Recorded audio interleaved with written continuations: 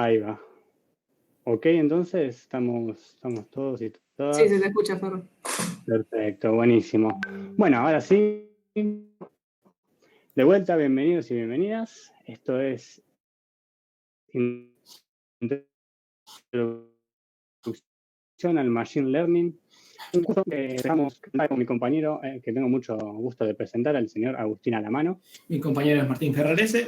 Y preparamos este curso de parte del Grupo Esfera, un curso que busca literalmente presentarles a toda la introducción a lo que es Machine Learning, mostrando mucha teoría, mostrando de la manera más clara y con algunos conceptos que pueden llegar a quedar en el aire por el tema de la cantidad de información, tanto matemática, tanto de otra manera, que lo que buscamos nosotros es brindarles la información, darle una explicación puntual sobre determinados temas y algunas medio superficial para incentivarlos a ustedes a que sigan investigando sobre este mundo y este universo de Machine Learning, que es muy interesante, está muy de moda, si bien no es nuevo, es algo que hoy en día está muy de moda y está muy al alcance de la mano de todos nosotros, así que los invitamos. Tengo acá el punterito, voy a poner puntero para compartir.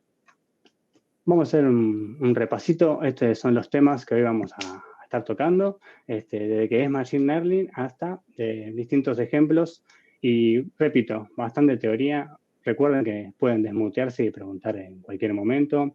Si se me cae la conexión o por el estilo, por supuesto, avisen. Y espero que lo disfruten mucho. Arrancamos.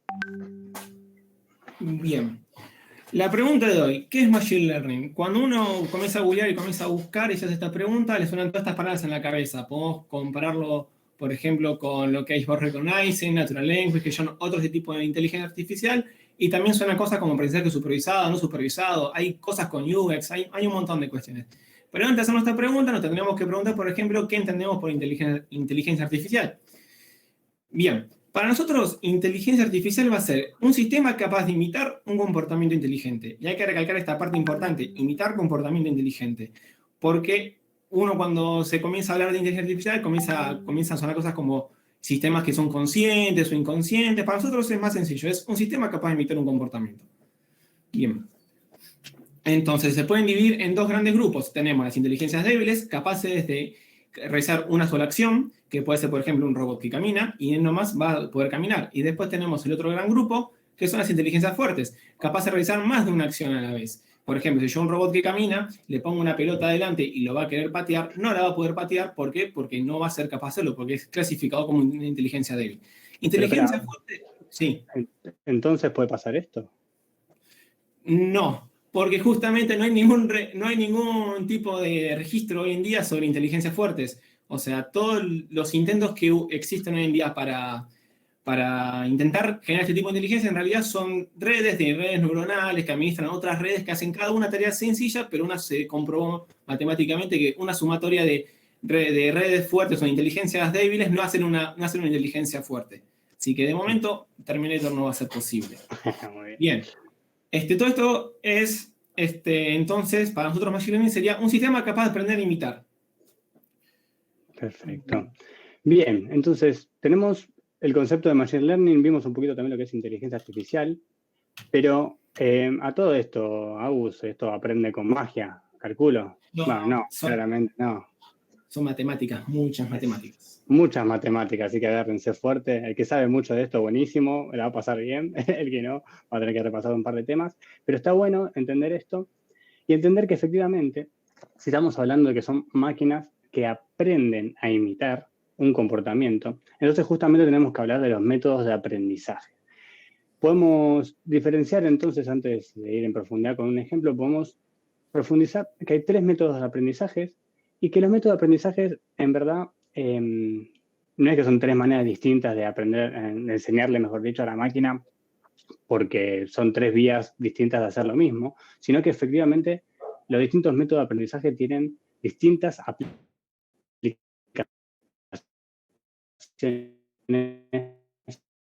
finales. Pero vamos a entrar en eso. Uno de ellos es aprendizaje supervisado. El supervisado, tenemos el siguiente escenario. Nosotros tenemos un montón de información, conocemos bien el problema que vamos a tratar, tenemos un conjunto de datos, o un dataset, vamos a llamar dataset desde ahora, un conjunto de datos grande, ¿no? Que ya conocemos de qué están compuestos, sabemos de dónde vienen esos datos, y por ende tenemos la salida esperada. ¿Qué quiero decir? Que a determinados datos de entrada que nosotros le indiquemos a la máquina, también le vamos a poder indicar a qué categoría pertenece. Por ejemplo, yo tengo el alto y el ancho de una fruta y sé que determinado alto y determinado ancho es una manzana. Entonces yo a la máquina le enseño ambas cosas, tanto las entradas como las salidas esperadas. Logrando de esta manera con el supervisado, mapear los datos de entrada y de salida y entregarle la capacidad o aprender justamente a imitar todo lo que es predicciones o clasificaciones o bien decidir, como bien muestra la filmina. De esa manera, el tipo de aprendizaje, como es el supervisado, me permite a mí enseñarle a la máquina con determinados ejemplos, justamente porque sé la salida, y puede aprender entonces a clasificar. Ahora vamos a entrar en detalle. Mismo el supervisado, ese que usamos como ejemplo para este curso, así que vamos a entrar mucho más en detalle en los próximos slides. Pero por otro lado, tenemos el aprendizaje no supervisado. Bueno, va medio de la mano la palabra, justamente. El supervisado sabíamos las salidas esperadas, por ende, justamente supervisábamos ese tipo de entrenamiento. Lo guiábamos a nuestra máquina. Pero en el caso del no supervisado, ahí cambia totalmente nuestro contexto, por ende, cambia la aplicación final que le vamos a dar a esa máquina. Por ejemplo, tenemos poco entendimiento del problema, tenemos un montón de datos, siempre tenemos un montón de datos, por suerte esta vez lo seguimos teniendo, pero no sabemos bien cómo manejarlos o no sabemos bien la finalidad que tienen todos esos datos. Como puede ser, por ejemplo, tenemos un montón de información de un montón de sensores, pero no sabemos bien qué nos quiere decir todos esos datos que podemos recolectar. Justamente entonces se tiene con un dataset de entrada, pero no tenemos un dataset de salida, o mejor dicho, no tenemos una salida esperada por cada información que nosotros le metemos a la máquina. ¿Esto qué quiere decir y qué podemos generar con todo esto? La aplicación final que vamos a terminar armando es la de poder agrupar los datos. Por decirlo de algún modo, otra palabra puede ser clusterizar o poder ver los patrones que nuestros datos generan. ¿Esto qué quiere decir? Que, por ejemplo, yo tengo un montón de información, como hemos hablado, vamos a suponer que tengo mucha información de muchos tipos de átomos, soy un científico muy conocido, tengo mucha información de eso, pero quiero saber esos datos, cómo están compuestos. Por ende, le podemos entrenar a nuestra máquina para que nos muestre qué patrones o qué grupo forma, con la información que tenemos. A todo esto, la agrupación de los grupos que va a formar según nuestros datos, simplemente es una información, o mejor dicho, unos patrones que nos va a entregar la máquina como resultado, y nosotros como responsables de eso tenemos que hacer el laburo extra de ver qué significa esa información que la máquina nos da. Por ende, la aplicación final que tiene este tipo de aprendizaje es totalmente distinta del supervisado, porque la idea de acá es ver un poco más cómo se componen nuestros datos, qué patrones tiene, y por ende identificar alguna información respecto a lo que la máquina nos devuelve. Se entiende que hay una pequeña diferencia. Por último, los tipos de aprendizaje, mejor dicho, tenemos el aprendizaje por refuerzo. Acá es un escenario intermedio en el cual tenemos también, como siempre, un dataset de entrada, mucha información recolectada, pero no tenemos tan en claro el problema, no sabemos tanto sobre el problema que vamos a tratar, pero sí tenemos una función de refuerzo, ¿no? Que lo que hace justamente es a mi máquina, de alguna manera, decirle de alguna manera que lo que está aprendiendo tiene sentido, o sea, va por el camino correcto o no. Yo uso un ejemplo que no está tan bueno, pero lo voy a utilizar ahora también, que es como antes que te pegaban con una regla en el dedo gordo si aprendías algo mal, muy poco pedagógico todo. Bueno, esa sería nuestra función de refuerzo. Vamos a poner un ejemplo un poquito mejor, ¿no? Supongamos que tenemos un robot que está aprendiendo a caminar, a desplazarse, se choca contra una pared. La función de refuerzo va a ser, te chocaste contra la pared, ese no es el camino correcto. Los ajustes de entrenamiento van a depender de esos choques que tenga, o al contrario, si no choca con ninguna pared a medida que camina, entonces se lo apremia indicándole que está aprendiendo de la manera correcta. Por ende, el concepto y el tipo de aprendizaje varía un poquito con los otros dos que estábamos viendo. Eso nos da a nosotros la capacidad de, justamente, nuestra máquina adopte la mejor acción posible. Se suele usar mucho, por ejemplo, para máquinas que aprenden a jugar a un juego, justamente, ¿no? Para la redundancia, que a medida que aprenden y van reforzándose, entendiendo que hay caminos que no está bien que tome, la máquina empieza a aprender y empieza a volverse cada vez más inteligente y efectivamente termina imitando esa capacidad de juego, ¿no? Voy a hacer un pequeño parate. Me pueden ayudar ahí si hay alguna pregunta escrita por el chat. ¿Alguien quiere hacer alguna pregunta sobre el concepto, sobre los métodos? Hay mucho tema que capaz queda dando vuelta y después se va a ir reforzando justamente. Tenemos una función de refuerzo nosotros acá instalada. Así que, bueno, creo que no hay ninguna pregunta. Cualquier cosa igual pueden volver a preguntar, por supuesto, estamos de acuerdo. O me frenan en cualquier momento. Bien, entonces, siguiendo con la teoría, ¿no? Hay que bancarse la teoría porque es muy importante. Llegamos a lo que a muchos hoy en día con esta cuarentena nos falta, que es la neurona, ¿no?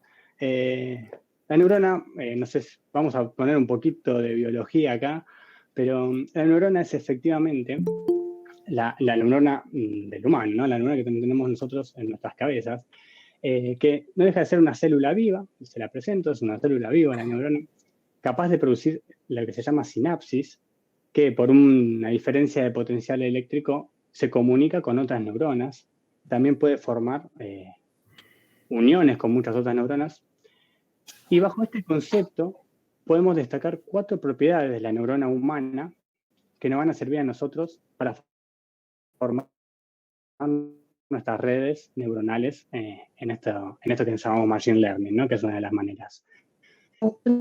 Características específicas que son la robustez, como bien dice, procesamiento masivamente en paralelo, aprender de la experiencia y capacidad de generalización.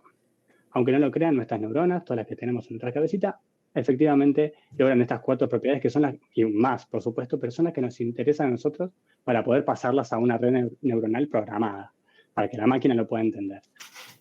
La robustez viene por el lado de, por ejemplo, el mejor ejemplo es cuando alguien se golpea la cabeza muy fuerte, tiene un accidente, capaz pueda perder ciertas capacidades, ¿no? De capacidad móvil, de capacidad del habla, cognitivas, pero el resto del cuerpo sigue funcionando, uno sigue con vida, no necesariamente muere alguien por un golpe en la cabeza.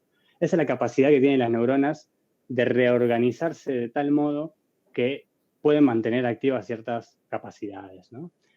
Después el procesamiento masivamente en paralelo. Ahora vamos a ver un poquito más en detalle, pero cada neurona es independiente de las otras. Por ende, que cada neurona pueda procesar algo, ganamos entonces en un proceso masivamente poderoso. Aprender de la experiencia, vamos a ver cómo estas mismas neuronas se van autoajustando ciertos valores para poder ir aprendiendo, lo mismo que hace la neurona de nuestras cabezas, y la capacidad de generalización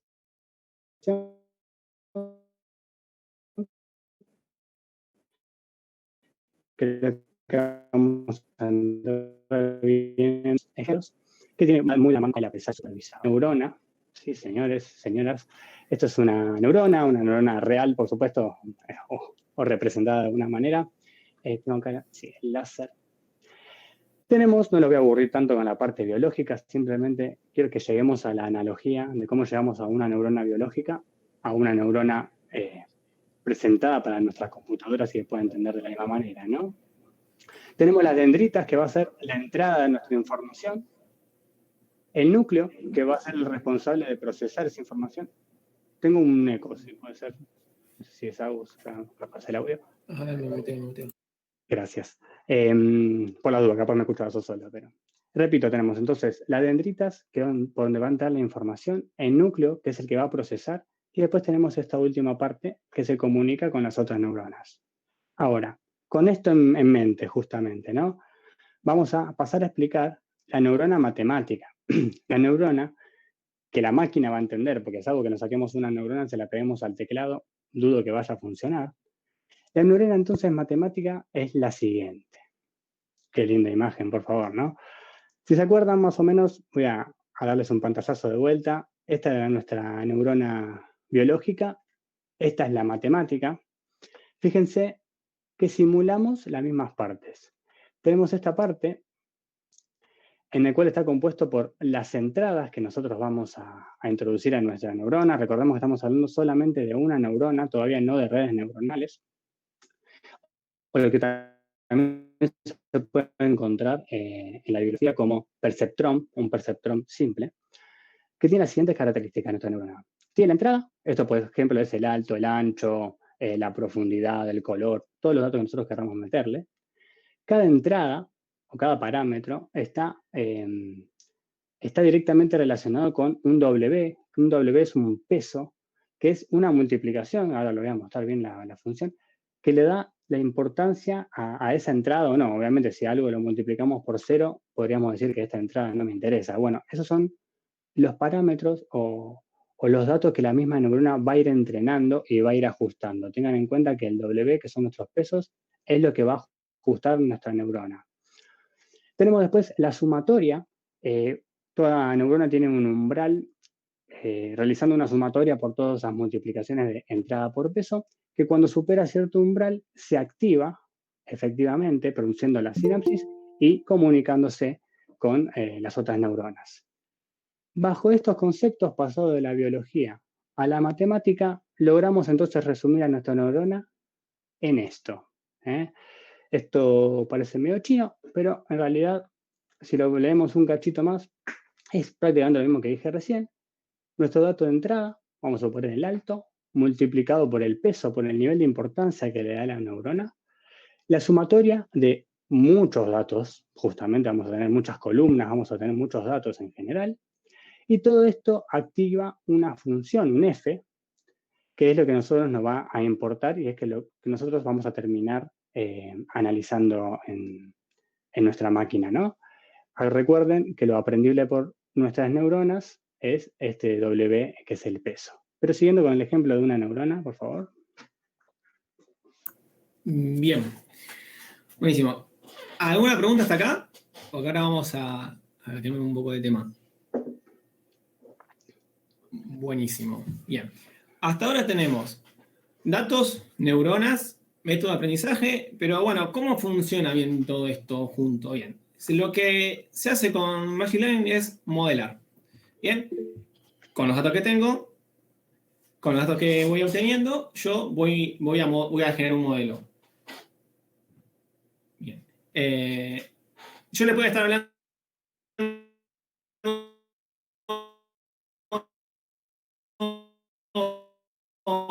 un montón de modelos, pero el comportamiento, mejor dicho, a mí me devuelve 10. Si yo recibo 2, me devuelve 20. Y yo me recibo 3, devuelve 30. Fácil. 1, 10, 2, 20, 3, 30. Así que ahora voy a compartirles un poco de código. Déjate si quieres abierto, yo voy, avísame cuando cierro y te paso la presentación. Tengo que...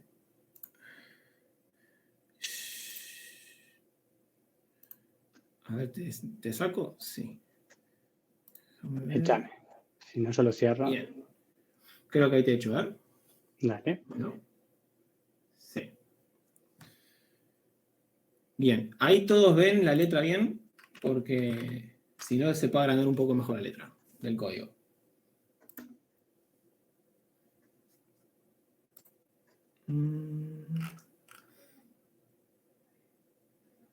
Se dejó ya. Bien. Buenísimo. Bien. Voy a explicar un poco el código.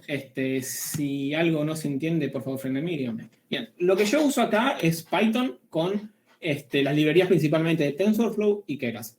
¿Qué es TensorFlow y Keras? TensorFlow es el motor que a mí me permite hacer todo el entrenamiento y el armado de mi red, ¿no? Y Keras es una librería de muy alto nivel que a mí me permite concentrarme nomás en los aspectos importantes de mi red sin meterme tanto tema de configuraciones complicadas o cosas por el estilo. Es una librería que me simplifica un poco el armado de mi red para concentrarme en los aspectos que a mí me interesan, y otro que es el motor potente que me ayuda a hacer los entrenamientos, a descargar los distintos tipos de mi red. ¿Bien? Bueno, como todo buen problema de Machine Learning, empezamos con los datos. ¿Qué tengo yo acá? Un array de vectores en los cuales yo obtengo el número, la tabla que estoy usando y el valor resultado. 1, 10, 2, 20, para el 14 tengo 140. Bien. Lo siguiente que yo voy a hacer, uno siempre que trabaja con datos de Machine Learning tiene que tratarlos, tiene que hacer un procesamiento para que mi red los pueda entender. Entonces, como a mí únicamente me interesa el número de entrada de mi red y el resultado, y yo quiero descartar el 10, porque a mi modelo no le importa, voy a nomás tomar el primer valor de mi vector y el segundo valor de mi vector. ¿Bien? El tercer valor de mi vector. Acá los pongo en un array de NumPy porque Keras entiende array de NumPy para recibir los datos, para poder entrar en mi Machine Learning.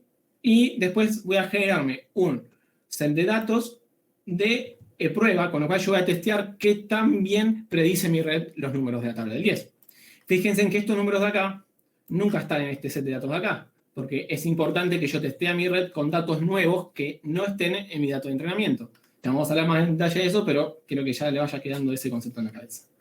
Bien, lo siguiente que voy a hacer es crear un modelo del tipo secuencial. ¿Sí? Es un tipo de modelo en el cual se puede decir que las capas de mi red o las neuronas están una delante de la otra y se conectan todas con todas. Voy a crear una capa del tipo dense que va a tener una neurona con una entrada y su función de activación va a ser lineal. Después yo le voy a decir a mi modelo que se arme y que como función de error sea error cuadrático medio. Y que el algoritmo de optimización es el gradiente estocástico. Y como métrica para medir este error, la métrica que va a usar es accuracy. Una vez que tengo esto, le digo que se entrene. Le voy a decir que se va a entrenar con los datos de entrada, que va a esperar esta salida y que va a hacerlo por 333 veces. ¿Por qué 333 veces? Es un número medio al principio al azar, uno después va probando y a medida que ve cómo se va entrenando su red, puede decir si le faltan más iteraciones o menos iteraciones. ¿Qué es una iteración? ¿Qué hace una red en una iteración? Lo que va a hacer cuando yo le diga fit, va a agarrar cada dato de estos, de mi array de entrada, de este, y lo va a pasar por mi red. Y va a intentar predecir ese valor para ese número. Por ejemplo, para cuando entre el 1, va a intentar predecir 10.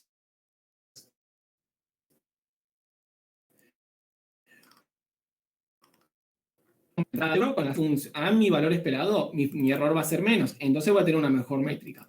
¿Sí? Y eso, ¿cómo se optimiza? ¿Cómo uno se acerca a ese valor? Bueno, mediante el algoritmo de optimización, que en este caso yo elegí este algoritmo, el descenso de gradiente estocástico. Bien.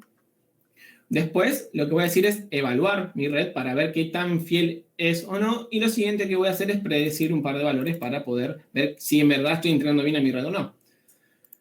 Le voy a dar F5. ¿Hay preguntas hasta acá del código?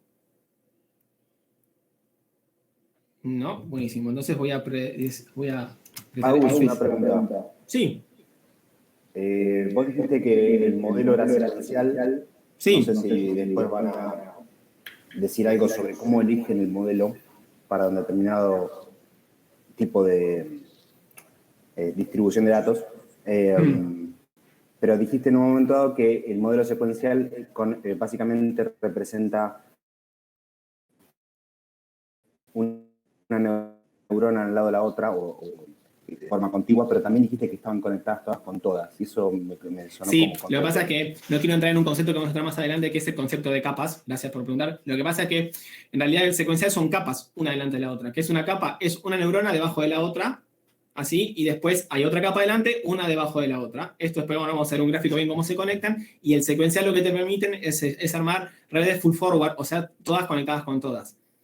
Es un tema que vamos a tratar más adelante. También hay modelos que se pueden elegir que no estén todas conectadas con todas, y es verdad que de acuerdo a la distribución de datos uno tiene que elegir el tipo de modelo que mejor se asemeje a esos datos, pero no es un tema que entre ahora porque es para hablar largo y tendido, y es más para darle un pantallazo general. El modelo secuencial funciona para la mayoría de los casos simples. Si tienen una distribución de datos muy compleja, ya se usan otro tipo de función de activación con otro tipo de algoritmo de optimización, y sería otro webinar. Igual cabe aclarar que el ejemplo de ahora simplemente tiene una sola neurona, así que seguimos todavía con ese concepto de que hay una única neurona trabajando en nuestra máquina. Ahora vamos a ir metiendo más neuronas y vamos a efectivamente formar la red. Claro. Genial, gracias. No hay de qué. Entonces le vamos a dar a play y ahí comienza a trabajar.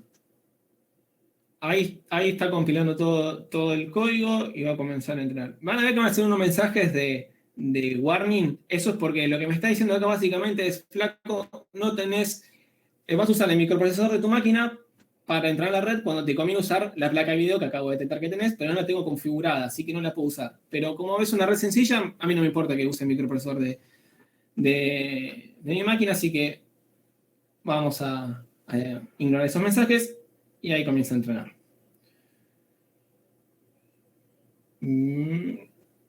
Bien. 333 iteraciones. Bien, ¿qué es todo este chino de acá? Bueno, básicamente me dice, esta es la iteración 333. De las 14 entradas que me pasaste, pasé 14.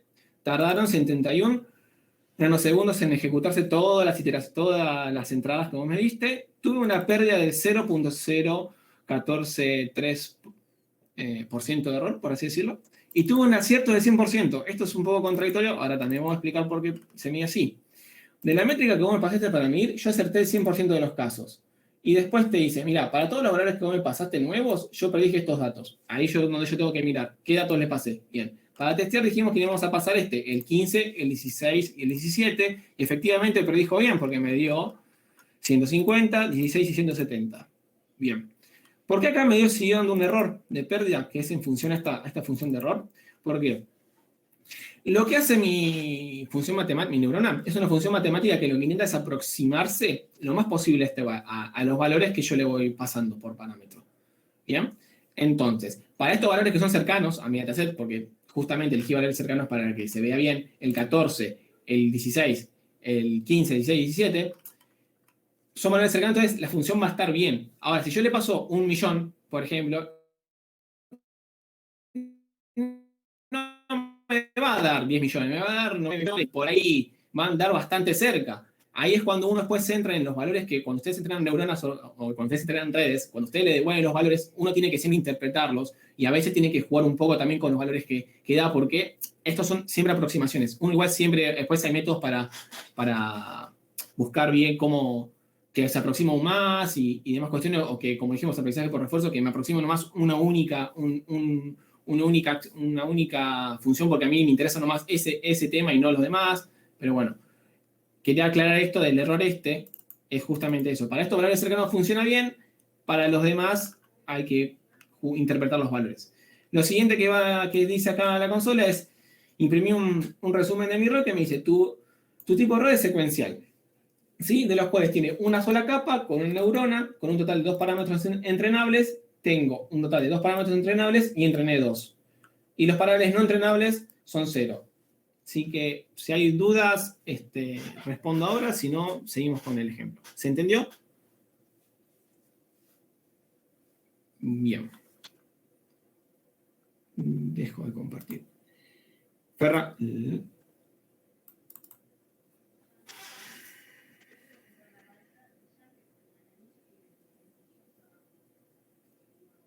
Muy bien, seguimos con por acá. Bien, entonces, para redondear un poco lo que hicimos, nosotros acabamos de crear un modelo de red, una red de una sola neurona en la cual yo recibo un número y espero una salida. Bien, entonces, ¿qué hice? Un modelo. Modelé la tabla del 10. Bien, y a todo esto, ¿qué es un modelo entonces? Es una representación simplificada de la realidad. Porque yo, ¿qué hice en mi código? Yo tenía 3 datos en mi vector de datos. Tenía el número que a mí me entraba, la tabla y el resultado que yo esperaba. Bien, de esos 3 valores, a mí me importaba nomás el valor de entrada y la salida. ¿Qué era? Si era la tabla del 10, la del 40, la del 50, la verdad me importaba poco. ¿Por qué? Porque yo quiero imitar el comportamiento de la tabla del 10. No quiero que mi red aprenda la tabla del 10. Eso es una diferencia crucial en Machine Learning. Yo quiero imitar un comportamiento, no quiero que sea ese comportamiento mi red neuronal. Bien. Y aparte de eso me lleva a mí a la siguiente pregunta. Bueno, buenísimo. Entonces, si yo quiero llegar a eso, yo tengo que discriminar datos, porque a veces tengo tantos datos que la verdad no me importa. Entonces uno se va a preguntar a qué llamamos un dato relevante, que son los datos que a mí me importan. Es una pregunta bastante complicada, porque depende mucho de la distribución de datos que tenga, como también depende del problema que tenga. Entonces vamos acá a dar un par de preguntas para que ustedes cuando se enfrenten con sus problemas se hagan estas preguntas y si se las saben responder bien, bueno, digamos que ese es un dato relevante. La primera pregunta es si la medida es fiel. ¿A qué nos referimos con la medida de fiel? Yo siempre que recibo un dataset de datos me tengo que preocupar de si el elemento que lo midió está bien calibrado. Si no pasó por manos de un tercero y ese tercero las pudo alterar. Si combinación de AMIAs estaba mal calibrado y encima pasó por un tercero y encima lo alteraron. ¿Por qué me interesa esto? Porque cuando uno ve un dataset de datos, uno cuando se encuentra con datos así puede tomar varias acciones. Uno puede decir, bueno, lo relleno con un valor o lo ignoro. Entre estas dos cuestiones, la primera siempre es mala. Si yo siempre voy a alterar los datos, no me sirve ese dato a mí alterado. ¿Por qué no me sirve ese dato alterado? Porque deja hacer una foto de la realidad. Los datos tienen que representar mi realidad lo más fiel posible. Si yo ya tengo ruido, eso va a hacer que mi red aprenda con ruido. Y cuando yo le paso un valor, me devuelva ese valor esperado, pero con ruido. Y ahí es más trabajo de la otra persona para intentar interpretar ese dato si le sirve o no. Siguiente pregunta. Es un dato que se repite mucho o poco. Esto va más también por el lado de no supervisado. Si veo que hay un dato que se repite demasiado, y voy a usar, por ejemplo, aprendizaje no supervisado, ese dato, por lo generalmente, uno a priori puede decir, bueno, describo un patrón. Entonces, si yo discrimino ese dato, estoy perdiendo un patrón y una posible agrupación. Entonces, puedo estar sesgando a mi red de un valor que es importante. ¿Es significante para el problema? Es el ejemplo del 10. Si es un valor que se repite mucho, pero la verdad no le aporta significado a mi problema, lo puedo tranquilamente descartar si, por ejemplo, uso aprendizaje por refuerzo o aprendizaje supervisado. ¿Por qué? Porque de nuevo, vamos al ejemplo del 10. El 10 no era un valor significante, se repetía en todo, más información, no le agregaba valor. Entonces, para no meterle ruido a mi red, decidí. Perfecto. Muy bien. Muy bien. Eso da paso. ¿Me escucha ahí? Esto da paso entonces a poder formar nuestra red neuronal.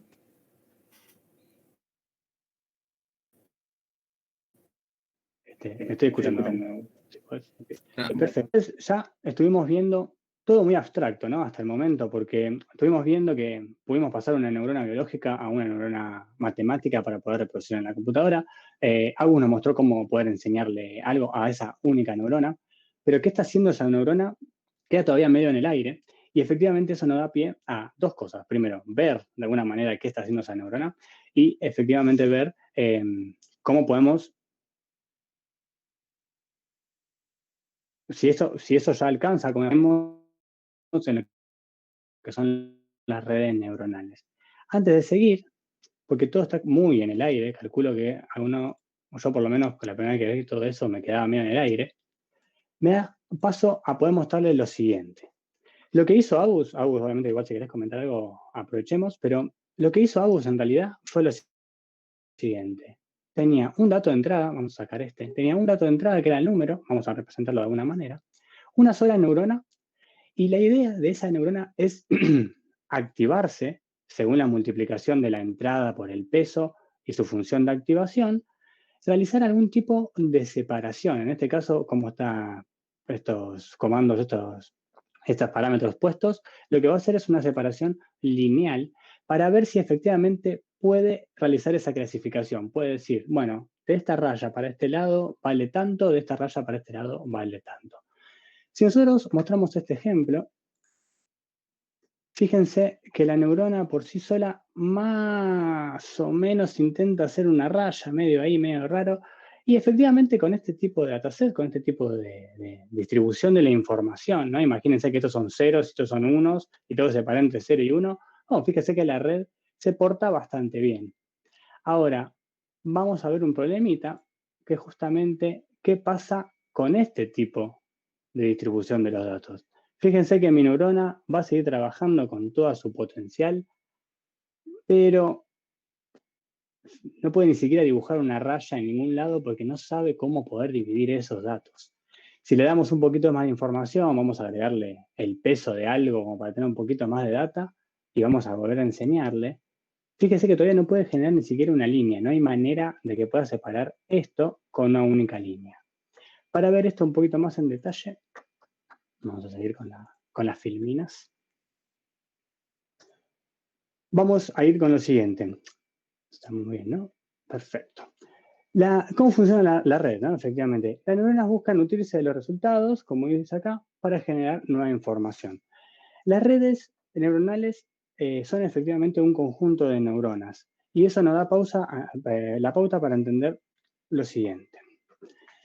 Recién algunos hablaba del modelaje de los datos, de cómo poder limpiarlo de alguna manera para que sea más correcto de lo que queremos buscar. Y surge una duda que acá está media espoleada, si no me equivoco, nuestra red no garantiza el mejor resultado. ¿Por qué nosotros pusimos acá, en tener al 100% nuestra red no garantiza el mejor de los resultados?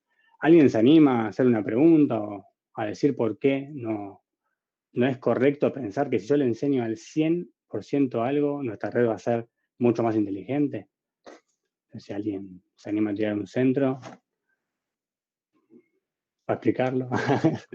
Bueno, no sé si hay alguna respuesta, si alguien me avisa, no tengo el chat. Creo que no, creo que la respuesta es no. Bien, perfecto, efectivamente es no. Pero ¿por qué pasa esto? Pasa por el siguiente motivo. Nosotros estamos tomando nuestra red, en este caso seguimos con una sola neurona, por ejemplo, pero nosotros tenemos nuestra red con un montón de datos, y si nosotros le enseñamos ese paquete de datos y le decimos que lo aprenda al 100%, lo que le estamos diciendo a la red es, con estos datos que tenés, apréndetelos todos. Ahora, cuando salgas de acá a la vida real y quieras volver a predecir alguna información con algún dato nuevo, no hay garantía posible de que lo pueda clasificar de una buena manera o pueda hacer una buena separación esa neurona o pueda entender cómo funcionan esos datos, dado que lo que aprendió el 100% es el dataset que yo le di. Ahora, nosotros tenemos todos los datos del universo para poder, por ejemplo, para clasificar frutas. ¿Podríamos tener todos los datos de todas las frutas del universo para decirle, aprendete al 100% de esto, así siempre vas a poder aprender? No, probablemente no. Y justamente lo que perdemos ahí aprendiendo al 100% es la capacidad de generalización, que es lo que hacemos los humanos básicamente, ¿no? Cuando más o menos sabemos un tema, bueno, lo ponemos dentro de una misma bolsa, generalizamos información, porque si no, no podríamos, si tuviéramos que saber todo al 100% sería imposible, ¿sabes? Formamos conceptos en nuestra cabeza. Bueno, las redes hacen exactamente lo mismo. Por eso es muy importante. Está muy dedicado este ejemplo a lo que es un aprendizaje supervisado, ¿no? Yo acá tengo el puntero. Tengo toda mi información, pero toda mi información, sí o sí, me veo obligado a dividirla en un porcentaje. Por ejemplo, vamos a tomar un 65% de mi información, de mi dataset de entrada, lo voy a usar para que mi máquina entrene. Después voy a usar el resto para validar esa información y después voy a ponerla a prueba con datos totalmente nuevos. De esa manera, mi dataset, sí o sí, por eso es tan importante conseguir datos. Cuanto más datos consigamos, siempre va a ser mejor. Obviamente hay que hacer una limpieza a lo mismo, pero bueno, siempre va a ser mejor. Entonces, entendiendo nuestro algoritmo, ajustando algunos hiperparámetros, acá es una mezcla de inglés con castellano, pero créame, es hiperparámetros, va con... que ahora vamos a explicar exactamente qué son los hiperparámetros, que es lo que nosotros podemos configurarle a nuestra máquina. Vamos a obtener distintos resultados. Y esto es iterativo, justamente como nos mostraba Agus, que hizo 333 iteraciones. Vamos a presentar los datos varias veces para que cada vez que lo volvamos a presentar a nuestra red y vuelva a aprender de esos datos, va a hacer otros nuevos ajustes. Ahí ya arranca justamente la parte de aprendizaje y la parte de ajuste y la parte de empezar a acomodarse la misma red para poder separar los datos como en verdad queremos, ¿no? Esto me da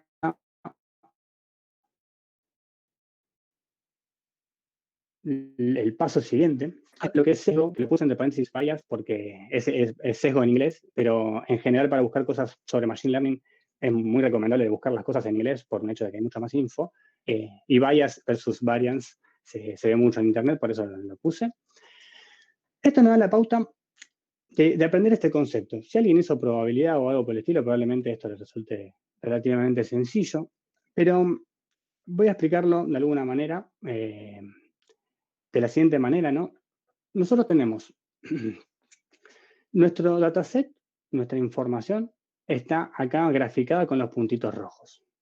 Estos son los resultados esperados. Si nosotros vemos la línea, o sea, que es la línea de aprendizaje que tuvo nuestra red, claramente si nos fijamos solamente le pegó más o menos a 1, pero le pifió bastante, hay una distancia bastante importante. Esto quiere decir que nuestra red está totalmente sesgada, así como los caballos cuando le ponen eso para que solamente miren para adelante y no puedan mirar para el costado si no se desvían para nada. Bueno, efectivamente, acá lo que tenemos es mucho sesgo, pero muy poca varianza. Van de la mano. Si aumento uno, disminuyo el otro y logramos distintas configuraciones, ¿no? Entonces, el sesgo, mucho sesgo, ¿tiene sentido? Y la verdad que con nuestro dataset de ejemplo no le está pegando para nada. No nos da mucha pauta de que con un dataset nuevo pueda diferenciar bien los datos o pegarle justo a la predicción.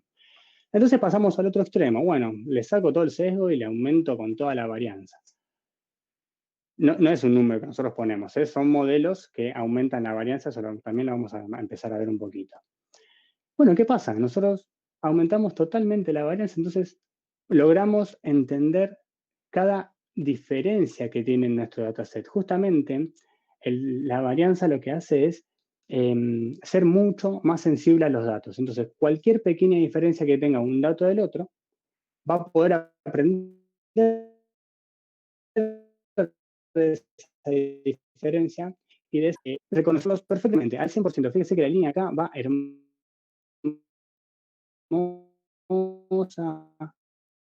sobre todo cada uno de nuestros a crecer, o me da por acá, capaz datos muy parecidos uno del otro, al tener tanta varianza como los datos los aprendió hasta el mínimo detalle, si cambió alguna pequeña información entre dato y dato, sobre todo datos muy parecidos, nuestra red va a pensar que son totalmente otros datos.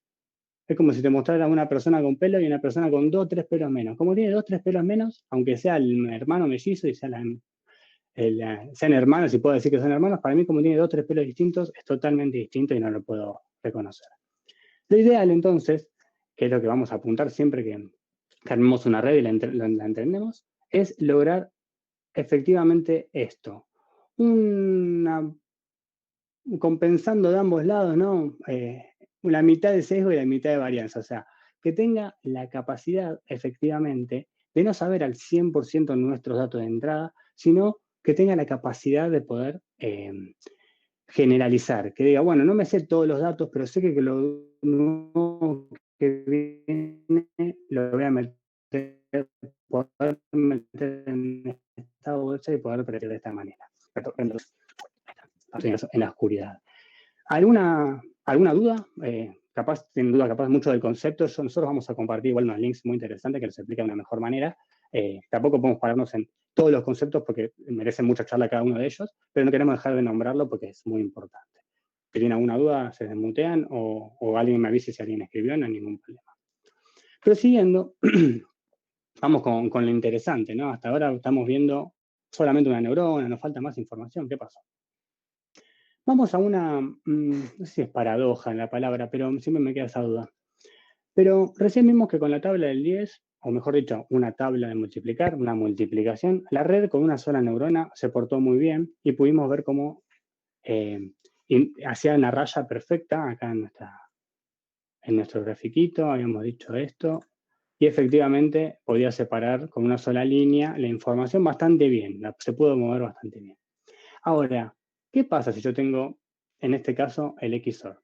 El XOR es una compuerta lógica que graficada, vamos a suponer que, bueno, justamente, esto es un 1, esto es un 1, y esto es un 0, esto es un 0. Si graficamos el XOR, si graficamos nuestro dataset de este estilo, fíjense cómo nos queda, y ahora imagínense hacer una sola línea recta, o mismo una línea curva, si quieren, me animo a decir, intenta hacer una línea curva, una sola, que pase de lado a lado y separe los datos a la perfección. Imposible. Si hago una línea acá, me queda dos blancos y un negro en el otro, no puedo, si lo hago así tampoco. O sea, no hay manera de poder separar estos datos con una sola neurona.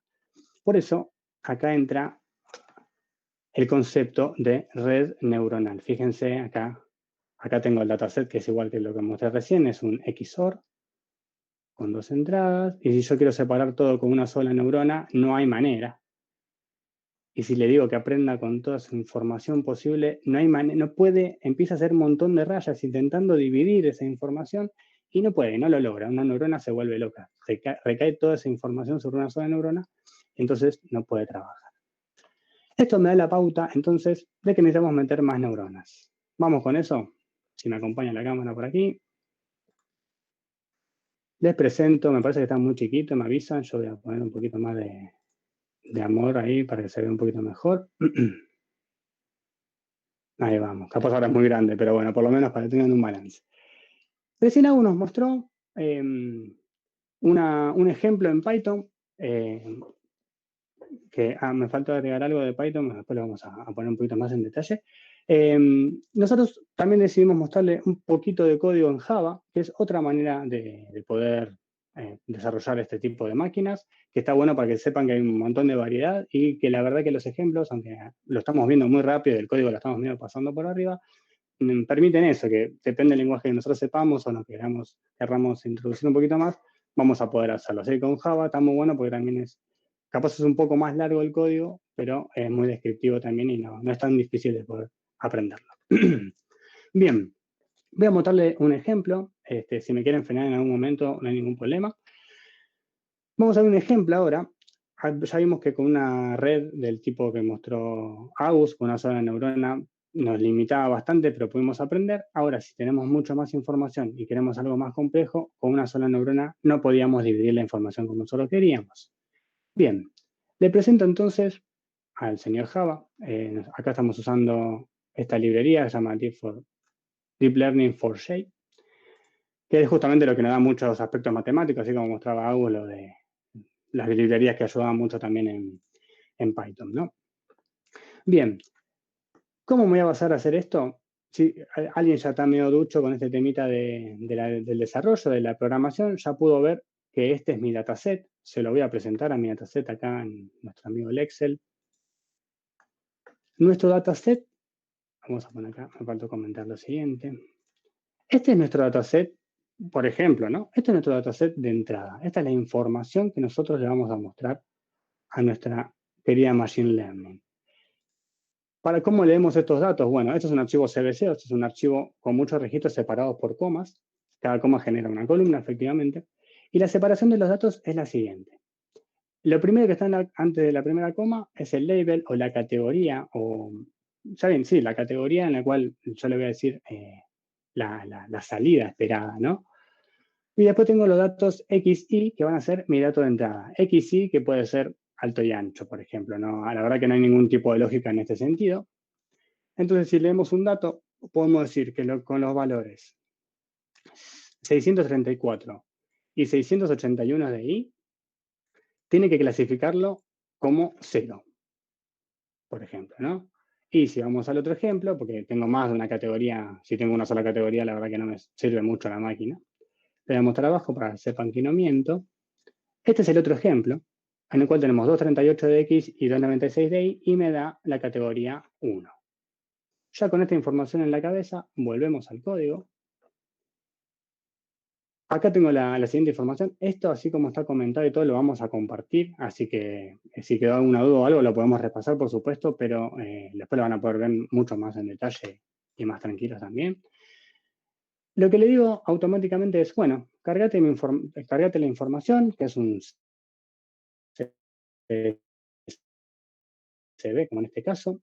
Vamos acá, la primera línea era la explicación de lo que era cada uno. Y recordamos que estamos trabajando con una máquina. Si yo a una máquina, a una computadora, le pongo una letra, no va a poder calcular mucho. Así que todo tiene que ser traducido, normalizado, pasado a números, ¿no? Por eso no me interesa el primer registro. Saltéatelo, separalos por comas, que es como veníamos hablando. Le digo dónde cargarlo, de dónde sacar la información, que es el ejemplo que uso acá es el dataset completo alumno 26, que es mi número de alumno. Después, efectivamente, le digo, bueno, lee de la siguiente manera los datos. La categoría es el primer registro, la primera columna, o sea, en este caso, el 0. ¿Por qué 0? Porque empieza de 0 como un array, ¿no? Entonces le digo, fíjate que la primera columna, la columna 0, empezando desde 0, es tu categoría. La cantidad de clases es la cantidad de salidas que yo voy a tener, o las clases justamente, la que yo voy a ir nombrando. Bueno, que pueden ser 1 o 0, como habíamos visto. Así que tenemos 2 clases. Y tenés 1000 registros.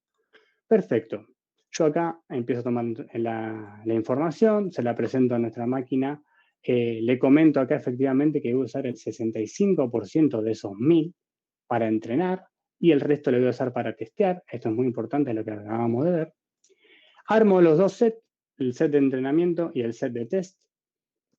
Normalizo la información, eso también tiene que ver con probabilidad. Hay distintas maneras de normalizar. En general se usan bibliotecas que ya existen. Esta es una normalización estándar, que no quiero entrar en mucho detalle, pero sacan el promedio con el desvío y forman efectivamente una normalización para poder leer los datos de una mejor manera.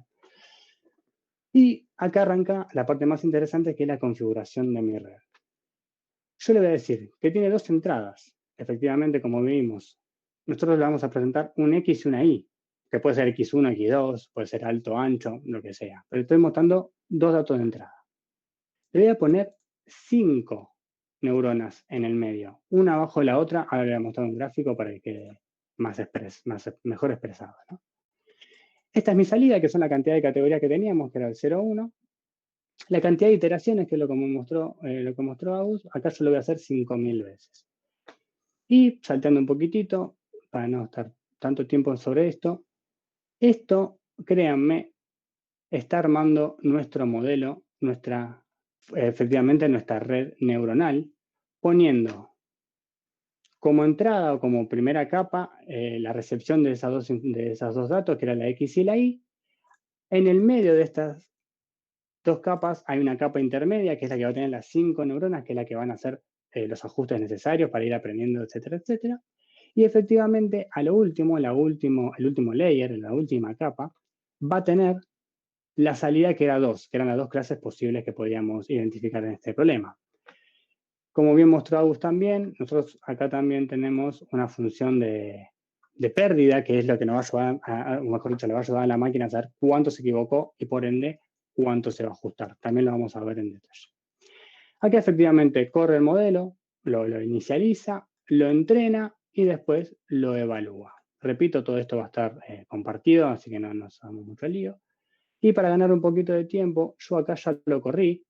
Fíjense que también me muestra todas las iteraciones, la 2100, yo le puse un montón de iteraciones. Esto es lo que tardó, nada más. Todo esto es configurable, también puedes mostrar por código. Mismo hay librerías que te dejan graficarlo, lo que se pueda graficar de todo esto.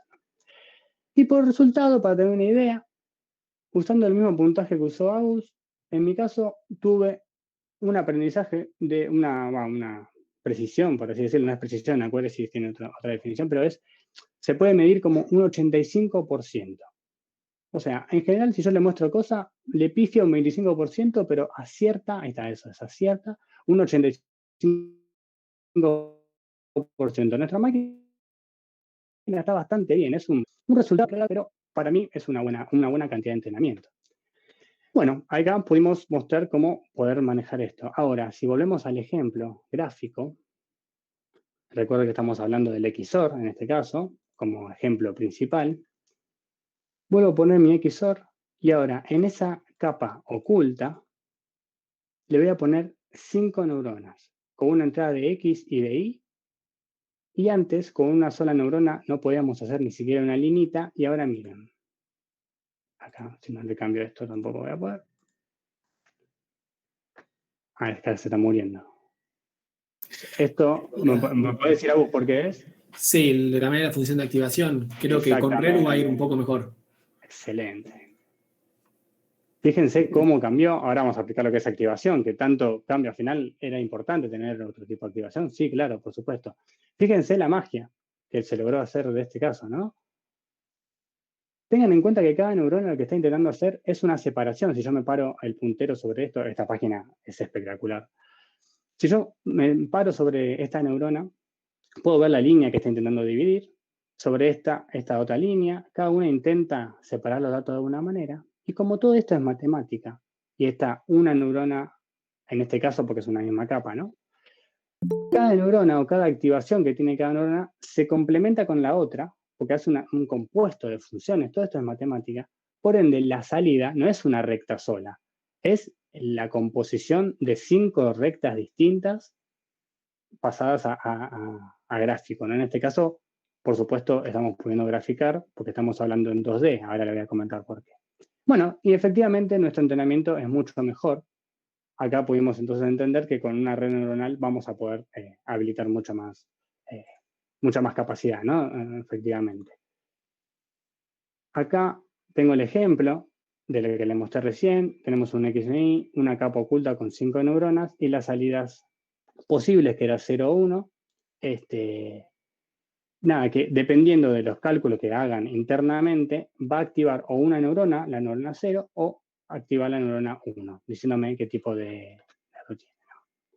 Y para dejar un poquito más en claro, acá lo mostramos en 2D, o sea, en 2 dimensiones, por eso podemos graficar una línea o varias líneas y poder ver la separación de datos, pero si yo agrego mucha más información, muchas más dimensiones, alto, ancho, profundidad, color, altura, no sé, un montón que se les ocurra, obviamente aumenta la capacidad de dimensiones y sería imposible decirles, imagínense cómo sería algo en 8D, ¿no?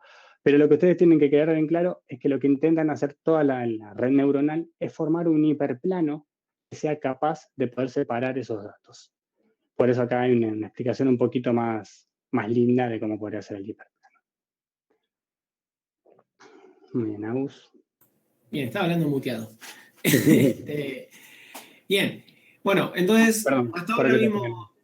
Sí, exactamente, perdón que te frene, pero se entendió un poquito mejor, creo que con el gráfico, o mejor dicho, con esa simulación se vio un poquito más la separación de los datos. ¿Alguien tiene alguna duda? Hacemos estos parates porque capaz nos parece más cómodo, ¿no? No sé si les viene bien a ustedes, pero si alguien tiene una duda podemos parar, si no seguimos. Bien. Muy bien. Si no hay dudas, seguimos. Bien, hasta ahora veníamos hablando de redes de más de una neurona, capa oculta, función de activación, sumatoria, que somos una gran función, curva, y más o menos vimos los datos. Y esto nos permite a nosotros generalizar el conocimiento. Si nuestra función es muy precisa es malo, si es muy poco precisa es malo, buscamos un punto medio. Pero uno se pregunta, pero ¿y cómo logramos la generalización del conocimiento en la red? Bien, para no mostrar tantos números, venimos con este ejemplo que para mí es un poco chistoso. Bien, supongamos que tengo una neurona que me recibe si ya cobré y si tengo facturas pagas. Y la neurona abajo de la capa le dice si tengo amigos disponibles para salir y si yo tengo ganas de salir. Y a esta la conectamos a una tercera neurona que dice, si no tenés deudas y si encima tenés ganas de salir y amigos disponibles, vas a pasar una noche de fiesta. Y si no, va a ser de Netflix. Bien, ¿qué ocurre acá? Esto es lo que se conoce como conocimiento jerarquizado y es el gran poder que tiene el Machine Learning.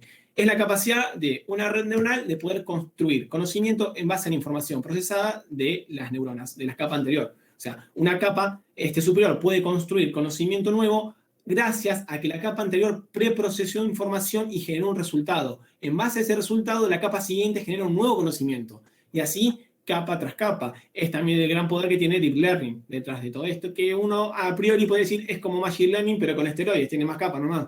Funciona prácticamente muy parecido. Bien, entonces, todo esto es gracias también a otra cosa, a una función de activación, porque alguien podría decirme, oiga, usted en realidad lo que está haciendo es sumar muchas funciones que son en realidad funciones lineales, y está comprobado matemáticamente que la sumatoria de funciones lineales da una gran recta. Por ahí uno podría decir, pero también la función de activación. ¿Qué hace la función de activación? Justamente esto, proporcionarme deformaciones no lineales a los resultados de mis neuronas. ¿Pero para qué yo quiero esto?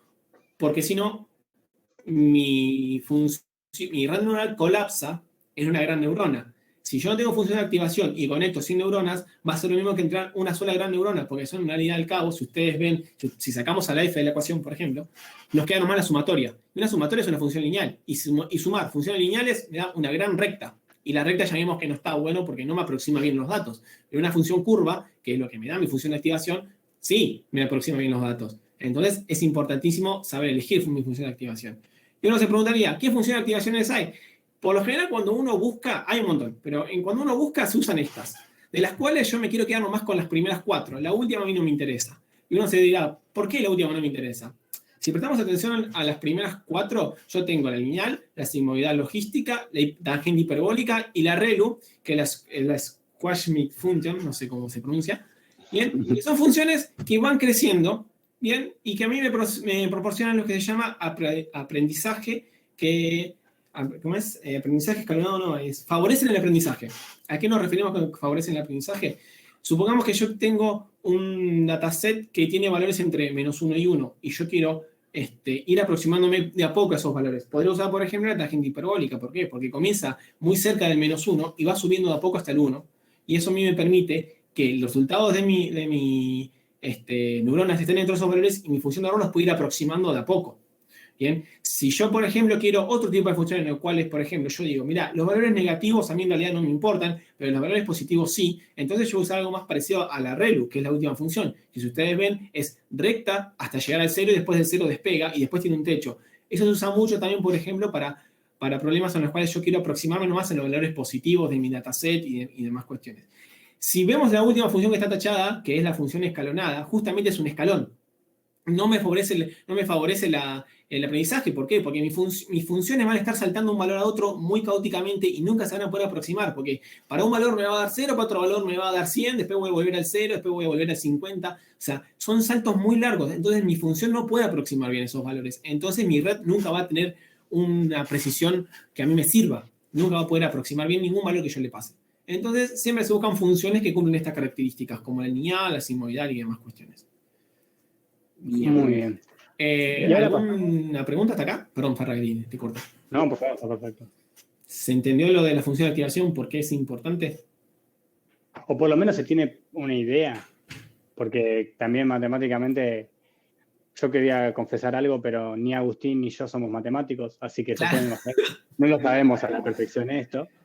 Sí ayuda mucho tener el concepto matemático en la cabeza y saber que, bueno, cambiando la activación, cambiando justamente esa F que tienen estas neuronas, nuestra aproximación va a ser mucho mejor, nuestra separabilidad de los datos. ¿Sí? Eso ya es un pero uno, por lo menos mi experiencia cuando yo comencé con este tema de este mundo que a mí me gusta mucho, es el hecho de que uno hace su primer red neuronal para hacer la tabla de 10 y aproxima cualquier cosa, y uno no sabe por dónde tocar. Si toco la función de activación, le agrego más neuronas, le agrego más datos, y uno ve que siempre choca contra lo mismo, y capaz que ahora que ustedes ya saben más o menos cómo funciona un poco por detrás, y que capaz que está cambiando la función de activación, van a ver que mejora un montón. Y no hace falta meterle 15 neuronas más adentro de la red neuronal. Simplemente cambiar esos hiperparámetros que son la función de error, el algoritmo de optimización y la función de activación. Van a ver que cambia radicalmente la red neuronal.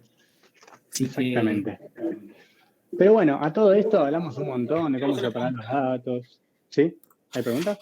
Dice, ¿hay algún criterio para elegir la función de activación? Sí. Hay criterios, también eso daría para el webinar de capas. Básicamente, uno tiene que fijarse primero la distribución de sus datos. Por ejemplo, o no solamente la distribución, también los puedes normalizar de forma tal que tengan la distribución que a vos te guste y poder usar ciertas funciones de activación que a vos te favorezcan. Por ejemplo, un dataset que es como la tabla del 10, que es todo secuencial, generalmente no es muy bueno, no es muy recomendado. Si no, se le pasan funciones que lo que hacen es normalizarlo entre valores que estén entre 0 y 1, porque es lo que son los que mi red neural puede procesar más rápido y hacer cuentas más rápido. Y a su vez, se le pasa otra función que por lo generalmente se le da una distribución de lo que se llama campana de Gauss. Entonces, eso a mí, por ejemplo, ahí, con un dataset, con esa distribución valores entre 0 y 1 y distribución numérica de campana de Gauss, le puedes encajar una función ReLU o una sigmoide que va como piña. O sea, son funciones que se combinan muy fácilmente, ReLU con sigmoide, generalmente. Pero, repito, depende también mucho de qué distribución tengas y cuántos valores vos tengas, van a dar mejor o peor. Y podemos estar hablando horas de eso. Pero sí, hay criterios y los podés buscar de acuerdo a tu distribución. Si sabés la distribución de tus datos, eso se googlea y se encuentra muy fácil de gente que ya ha tenido problemas parecidos y te cuenta su experiencia. Y aparte, la distribución de los datos va a depender exactamente de qué dato tengo, o sea, qué aplicación le voy a dar también, ¿no? Porque en general uno parte de que sabe los datos, pero capaz tiene el caso de no supervisión, en el cual ya no sabemos cómo se comportan los datos. Esto es la única manera de saber si algo funciona o no, es probando, ¿no? Bien, pasamos entonces, no sé si hay alguna duda más, estoy viendo la pantalla. Muy bien. Vamos a lo que es, esto ya estamos casi terminando, así que se empieza a liberar un poquito la cabeza. Está esto que es el aprendizaje con backpropagation. Nosotros vimos hasta ahora justamente todo, la información de cómo intentar separar los datos y todo, la forma de las configuraciones que hay, por supuesto, y todo. Pero, ¿te puedes mutar, Agus? Porque Perdón. no aprendimos, o mejor dicho, no vimos lo que es el aprendizaje en sí, cómo hacen las neuronas, en este caso, la red, para poder aprender de todo esto, ¿no? Acá pusimos una frase motivacional: equivocarse es parte de aprender. Es la optimización de redes neuronales con backpropagation. ¿Cómo aprende nuestra red entonces a todo esto hermoso, lo que nos mostraste, todo? Pero ¿cómo se ajustan esos valores? ¿Qué es? ¿Magia? Efectivamente, ¿sigue siendo magia? ¿Dónde está la parte matemática del todo? Bueno, le presentamos entonces otro ejemplito de una red, en el cual tenemos la entrada con varios X, no importa, un montón de parámetros. Tenemos una capa oculta con X cantidad de neuronas y tenemos una salida. Ahora, el resultado que nosotros obtenemos de esa salida, en este caso es un ejemplo de aprendizaje backpropagation, pero sobre aprendizaje supervisado. ¿Por qué? Porque yo puedo comparar cuánto me equivoqué, porque yo tengo una salida esperada, ¿no? Entonces, el resultado de mi red lo comparo con mi resultado esperado. Voy a poder calcular el error. Matemáticamente hay muchas funciones. Efectivamente, podemos usar varios tipos de las maneras de calcular el error. Ahí entra otra vez el concepto matemático. ¿Cuál nos conviene? Va a depender efectivamente de nuestro problema. En lo que va a hacer entonces, por ejemplo, el gradiente, que es una forma de calcular ese error, lo que hace es lo siguiente. Nuestra información va desde acá para el lado derecho, o sea, va para un lado, y cuando tenemos la salida y con el resultado y la comparación, sabemos cuánto fue nuestro error. Lo que hace justamente backpropagation es decirle a la neurona esta, a la neurona esta, ¿no? La neurona de salida: mira, te equivocaste tanto, o sea, la verdad que te equivocaste un montón. Bueno, como acá son todas compañeras, después de haber calculado el gradiente, que efectivamente da la derivada, o mejor dicho, para qué lado yo tendría que empezar a ajustarme, cuánto tengo que aumentar o disminuir el valor de mis pesos para acercarme un poco más a para disminuir ese error que me dio como resultado. Pero como son todas compañeras, esta neurona le dice: bueno, está bien, yo tengo la culpa, me equivoqué, pero la culpa viene arrastrada, porque al ser capas jerarquizadas, todas las neuronas interactúan, por ende todas se equivocaron en algún momento. Entonces lo que hace es decirle a cada una de las neuronas anteriores a su capa: mira, vos tenés tanta cantidad de culpa, así que ajustate tanto; vos tenés tanta cantidad de culpa, así que ajustate de otro.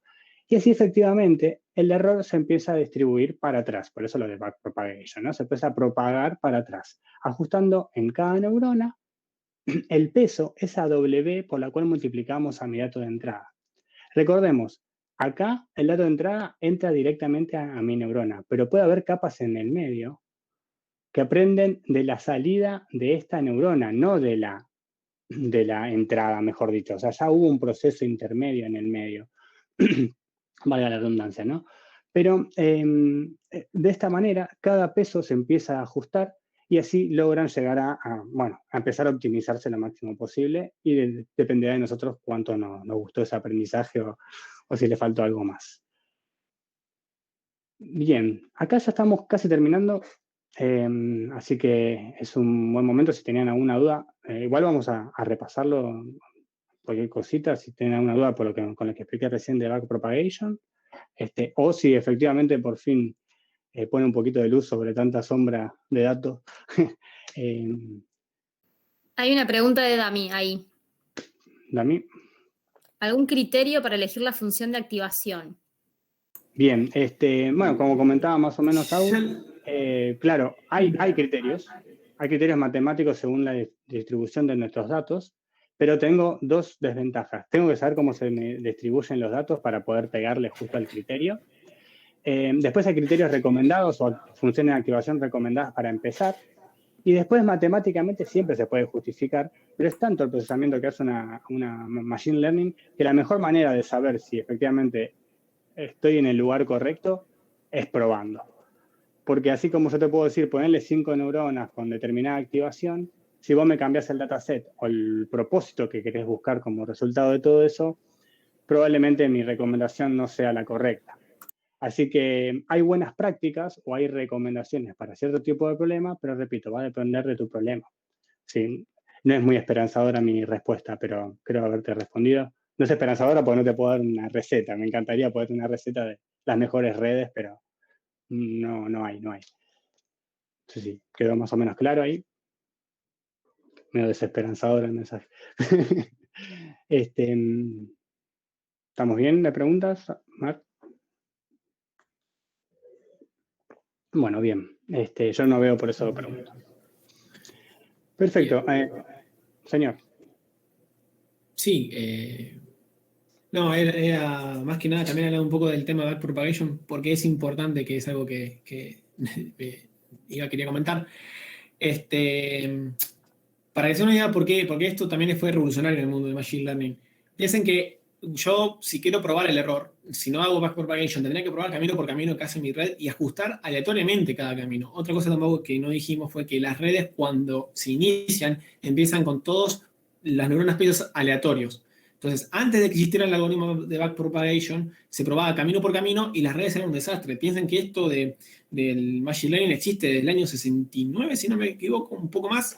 Es viejísimo. Y recién ahora se comenzó a dar la luz cuando lo agarró Google y le comenzó a dar mucha bola, porque este algoritmo de backpropagation, que también ya se conocía, pero nomás estaba en papers, y un flaquito lo agarró y lo codió y vio que funcionaba, ahí comenzó a tener revolución. Y por eso es que hoy en día tenemos Machine Learning hasta en la sopa. Está en los teléfonos, está en todos lados. Pero es gracias a esto, por eso también lo quisimos dejar un poco para el final, porque es lo que le da el sentido a todo esto, lo que estamos haciendo. Quería resaltarlo porque no es algo que se tendría que dejar de pasar. Exacto, no es un dato menor para nada. Bien, y vamos a introducir unos últimos dos conceptos que lo van a poder leer mucho, que lo pueden ver obviamente mucho más en detalle, pero para que lo tengan ya más o menos visto, que es el tema del underfitting o el overfitting. Si querés, Agus, ¿te preparás vos para mostrar los ejemplos? Yo mientras doy una explicación. Voy a hacer una explicación por arriba pero una explicación inicial. Todo esto es muy inicial porque podríamos entrar en detalle muy profundo, como una deep learning. Gracias.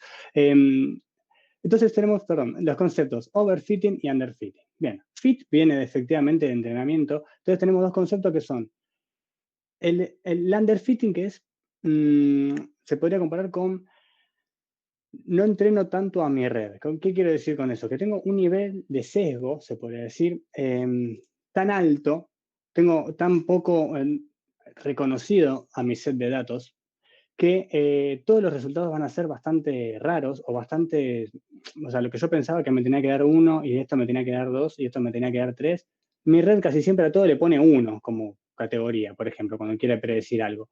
¿Pero por qué pasa esto? Porque hay un bajo aprendizaje. ¿Cómo se puede detectar ese bajo aprendizaje? Ahora lo vamos a ver gráficamente, pero es cuando nuestro error de entrenamiento es más bajo, si no me equivoco. No sé si me quieres ajustar algo por las dudas. Sí, no, cuando nuestro error de entrenamiento es mucho más alto de lo que yo estoy entrenando. Ahí está, perfecto. Y ahora tenemos el otro extremo, como todo esto hay extremos, que es el overfitting, que es aprendí muchísimo de la información que vos me diste, que es efectivamente el caso ese del 100%, ¿no? El overfitting es, aprendí tanto que aprendí, o sea, tengo tanta varianza, tanta sensibilidad a cada uno de los datos que vos me diste, los aprendí tanto que hasta me aprendí el ruido que vos tenías en el dataset. Toda esa información que no pudimos limpiar o que eran sensores que dijeron 0, pero en verdad eran 84, pero bueno, el sensor justo en ese momento empezó a censar mal y nosotros no vimos en nuestro dataset todo eso porque sería bastante difícil. Entonces tenemos una red que aprendió muchísimo, que tiene muchísimo aprendizaje sobre sí, pero está tan aprendido que cuando yo le muestro un dato real, no tan sucio como los datos malos que teníamos sin darnos cuenta, que le va a pifiar, le va a errar en esa clasificación, ¿no? Entonces, tenemos los dos extremos. Cuando no lo entrenamos mucho, porque está mal armada la red o algo por el estilo, o cuando tiene un sobreentrenamiento. Cabe aclarar que hay cierta lógica, ¿no? Se supone que si yo tengo overfitting, tengo muchísimas neuronas, por ende tengo mucho más varianza. Esto es, tómelo con pinzas porque va de vuelta, a depender de cada caso, ¿no? Pero una manera de combatir el overfitting, obviamente sin pasarme, es sacándole algunas neuronas en algún momento, si es que es posible, o haciendo unos métodos que es desconectando ciertas neuronas, en vez de que estén todas conectadas con todas, poder hacer una pequeña limpieza, pero repito, no hay ninguna fórmula para poder encontrar esto. Sí lo podemos llegar a identificar en un futuro con nuestro propio entrenamiento, nos podríamos dar cuenta de esos dos casos, pero de vuelta no hay ningún remedio, ninguna receta perfecta que puedan decirnos cómo hacer todo esto. ¿Vos tenés ahí el ejemplo? Yo voy a terminar de explicar esto. Sí, si querés muestro los ejemplos de overfitting y underfitting, si querés. Dale, dale. Nos pasamos a la compu de Agus. Para que tengo que... ¿Tenés? Si no, se lo abro acá. No. Ahí tenía que desconectar una pantalla nomás. Perfecto. Ahí está. Vamos a volver a verlo gráficamente de alguna manera como para tenerlo un poquito más en mente, más visual. Bien, no sé si ahí se ve porque yo ahora no estoy viendo. Ahí está, perfecto. ¿Se ve? Bien. Yo acá lo que estoy teniendo en esta red que armé son, como ven, tengo muchas neuronas en la capa oculta, tengo 2 neuronas en la capa de entrada, y si ven este grafiquito de acá, que es el output, me dice test loss, ¿no? Y training loss. El training loss está muy por arriba de lo que es el test loss. Entonces, si esto ocurre, yo puedo tener lo que se llama overfit. Estoy teniendo sobreentrenamiento, porque estoy entrenando de más de lo que yo tendría que aprender. Y fíjense que me divide los datos, me divide mal los datos. ¿Ven? Si yo le sigo dando play, ven que la línea, acá no se nota, pero esta línea se tiende a separar cada vez más. ¿Bien? Ahora, si yo, por ejemplo, cambio esto y lo hago así, creo que esto va a funcionar. No, sigue siendo overfitting. Creo que si le pongo relu. Bien. Y bien, acá tengo lo contrario. Underfitting, estoy entrando muy poco. Esto ocurre cuando las líneas de la gráfica de la pérdida sobre lo que yo estoy entrenando son la misma o también están muy separadas. Tengo una muy separada de la otra. Y uno diría, bueno, pero ¿cuál es mi ideal? Y mi ideal es que esté la línea de test un poquito por arriba, pero no muy separada de la línea de entrenamiento, porque justamente lo que yo quiero que mis pruebas sean un poco más realistas, por así decirlo, que lo que yo estoy entrenando. Que tengan un poco más de error, bueno, sí, tienen un poco más de error, pero no importa, eso después yo lo agarro, lo evalúo y veo qué dato me dio. Pero lo importante es, justamente, les quería mostrar esto porque la forma de detectarlo es con estos tipos de gráficos. Ahora, uno podría decir, bueno, buenísimo, pero ¿cómo resuelvo el underfitting y el overfitting? Es muy complicado porque depende mucho de, o sea, es un problema que ataca a todo lo que es el mundo de Machine Learning por igual, y nadie todavía encontró como una receta que diga, tenés que hacer estos pasos así y nunca vas a tener overfitting o underfitting. Lo que se busca es, como dijo Martín en un momento, son heurísticas de cosas, de buenas prácticas que uno tiene que ir haciendo para poder evitar estos problemas. Por ejemplo, una dice, por ejemplo, no tener muchas neuronas significa que justamente vas a aprender más rápido, vas a aprender mejor.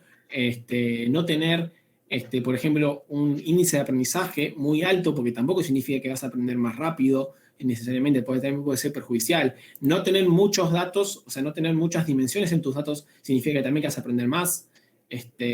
Y así, que se la vamos a dejar en el link del Drive, pero sépanlo de que esto, cuando ustedes escuchen overfitting, underfitting, se refieren a estos problemas y que son como el gran escollo del Machine Learning y lo que uno tiene que intentar evitar. Perfecto. Muy bien. Me pasás la posta Sí. aquí, por último lugarcito. Muy bien.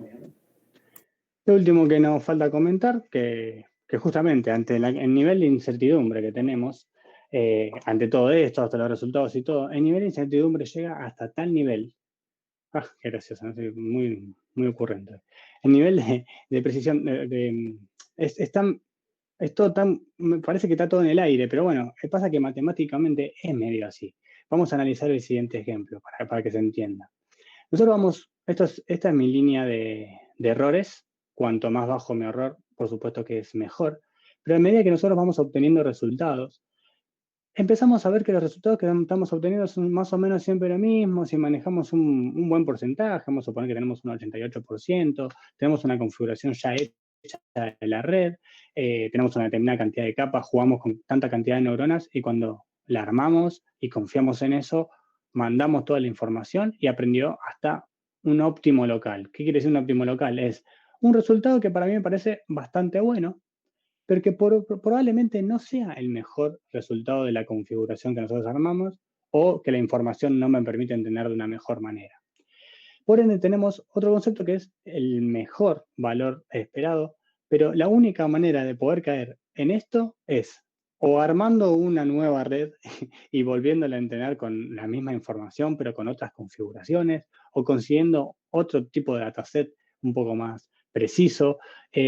O sea, literalmente la única manera de poder caer en un óptimo global es el destino, la suerte, obviamente nuestro conocimiento matemático, nuestro conocimiento en la experiencia, en las distintas pruebas que vamos haciendo, van a ir mejorando a llegar a ese global optimum, pero probablemente no lleguemos todo el tiempo y nos tengamos que conformar porque tampoco lo podemos ver gráficamente. Esto es hermoso, este gráfico, pero en verdad no sabemos cuál es el mejor error que podemos obtener.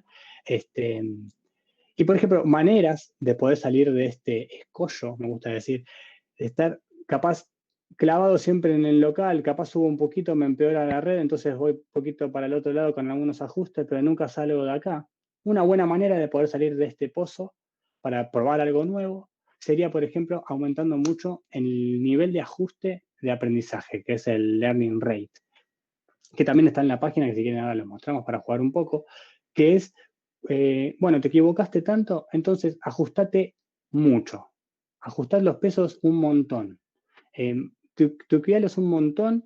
El único gran problema que vamos a obtener es que este puntito que apareció acá puede salir volando y caer en el mejor de los resultados, o peor, puede salir volando, el error puede dispararse muchísimo y caer sí, efectivamente en unos resultados mucho peor. Así que, bueno, hay que tener mucho cuidado, voy a repetir, no hay ningún tipo de receta, pero bueno, está la opción. No sé si Agus, vos tenías que comentar algo más de acá. ¿Se te ocurre algo? No. Me gustó lo que me habías dicho vos de las redes en un momento de que una vez que aprenden no pueden desaprender, ese concepto. Ah, cierto, sí. Bien, una vez que yo tengo entrenado o sea, para que ustedes sepan, cuando uno arma una medida en un modelo, generalmente uno lo termina empaquetando en una estructura de datos que le permite reutilizarla, ya sea un JSON o cualquier otra estructura que a ustedes les sea cómoda. Keras tiene, generalmente lo puede mandar un JSON. Uno después agarra, lo exporta y le pone y usa el método predict y le manda el valor que quiere predecir. Bien, cuando esa red ya está entrenada, uno no puede seguir entrenándola, puede agarrar, desempaquetarla y seguir mandando datos para entrenarle en otra característica, por ejemplo, pero una vez que aprendió un valor, no lo puede desaprender. Y esto, bueno, si es un poco intuitivo por todo lo que acabamos de ver. Una vez que una neurona ajustó los pesos, es como le digo a esa neurona que no, que rollbackee, que me ponga los pesos atrás. No puede. Porque aparte no depende tampoco de una neurona, depende de las conexiones entre las capas y qué conexiones hay. Por eso es importante que cuando uno quiere ir como tanteando cuál es la mejor machine learning para definir su problema, uno no arma una única máquina, arma varias con las configuraciones que uno buscó que le parecían que eran las mejores y va probando y se queda con la que mejores resultados les entregue. Y cuando uno agarra redes preprocesadas, siempre es bueno tener un backup de la red en su estado, como decirlo, primario, para si en un momento le entrenamos para algo que no me servía, yo no tengo que volver a entrenarla todo el tiempo, sino como tener fotos esporádicas de la red en sus momentos para ir viendo, tener posibles rollback de la red entera en sí. Se usa también mucho en el tema de Deep Learning, ¿no? Claramente, porque está todo el tiempo aprendiendo de la red. Perfecto, bueno, desde acá, muchas gracias. Terminamos la presentación de la PPT correspondiente, pero obviamente abrimos la puerta a las dudas que tengan, que podamos llegar a responder, porque algunas respuestas van a ser no porque no sepamos o mala onda o por el estilo, sino que efectivamente es mucho de exploración. Lo que tiene Machine Learning es esa característica, va a depender tanto de los datos que nosotros tengamos, que no hay manera concisa o matemáticamente fácil de transmitir para poder llegar a un resultado de lo mejor posible. Así que abro las puertas a las dudas, si alguien quiere desmutearse y preguntar, o... Ahí en el chat hay algunas preguntas, ¿eh? Dale, vamos a ver. Sí, la respuesta es esto, sí, sirve para jugar. A todo esto, muchas gracias por la atención, por el respeto, por haberse quedado, Sí, la verdad que es hermoso. muchísimas gracias, la verdad. Respondiendo sí, a nadie, sí. Sirve para sí, jugar y está buenísimo.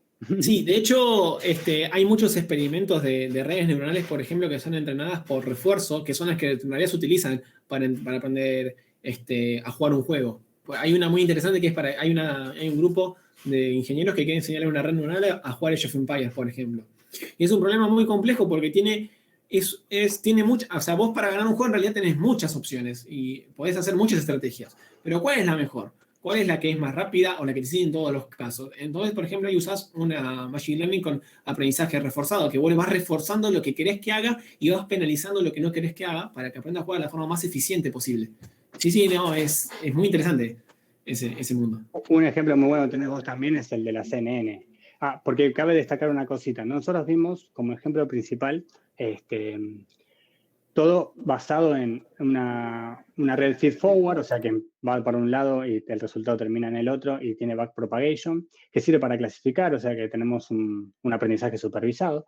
Pero recuerden que tenemos el no supervisado, que también hay otros tipos de algoritmos que hacen otro tipo de construcciones de la red para usarla de otra manera, como son, por ejemplo, las redes CNN o redes convolucionales, que probablemente lo lean mucho, que ya es procesamiento de imágenes, que ahí se abre una puerta hermosa porque procesar imágenes, como hace nuestro amigo Google, que quien tenga el servicio de Google Fotos, entra y automáticamente nos pregunta, nos reconoce las caras de cada uno de nuestros familiares, o sea, es tan increíble como eso.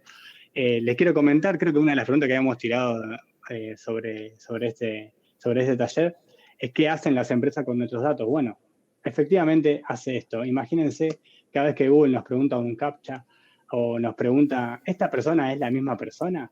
Estamos enseñándole a la Machine Learning de Google, así que estamos todo el tiempo ayudándolos de alguna manera. Pero recuerden, hay una red atrás, hay algo que se puede reproducir en nuestras computadoras o si nos quedamos cortos de recursos, hay muchas herramientas muy, muy copadas como TensorFlow. Exacto, TensorFlow nos permite tener un servidor, ¿no? Una red colgada en los servidores de Google.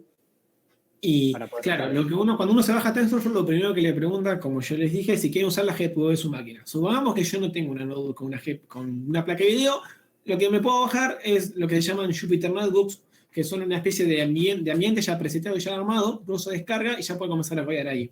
Con la salvedad de que eso funciona como si fuese un Google Doc, está en la nube de Google. Entonces, cuando uno le da F5 para entrenar, esto igual hay que configurarlo, ¿no? Va y usa la GPU del servidor de Google. Entonces, uno capaz que con un Celeron puede entrenar terrible red, porque uno lo único que se encarga es de armar la arquitectura, le dice a TensorFlow, entrenámela en la nube, copate, va a la nube, el chabón se entrena y te escupe los resultados. Eso es muy bueno, porque uno diría, bueno, pero una red que, o sea, para hacer una idea, una CNN, que son como el top de las redes neuronales, por decirlo, que está muy de moda hoy en día, necesitan un promedio de 10.000 a 100.000 fotos de un objeto para tener reconocerlo. O sea, son muchos datos y fotos muy pesadas. Entonces, como mucha memoria RAM que consumen y demás cuestiones. Entonces, no es que cualquiera en su casa pueda entrar a una CNN. Por ejemplo. O sea, hay un ejemplo en internet muy famoso de una CNN que reconoce hasta 10 deportes distintos de acuerdo a unas imágenes que le pasan, y ahí te aclaran de que vos tenés que hacer ese tutorial, que es uno muy sencillo. Necesitas tener 16 GB de RAM, porque hay que levantar todas las imágenes en memoria. Y son 10.000 imágenes por deporte, una cosa así. O sea, son 100.000 imágenes en memoria, es un montón. Más todo lo que pasa en tu red para procesarlo por detrás. Entonces, como generalmente Machine Learning consume mucho procesamiento, Google nos se copó y dijo, te presto mis servidores para que puedas jugar un poco con Machine Learning y ver qué hay. Así que sí, si les interesa, también creo que en el drive que vamos a dejar hay un link a TensorFlow que explica bien cómo configurar todas esas hierbas.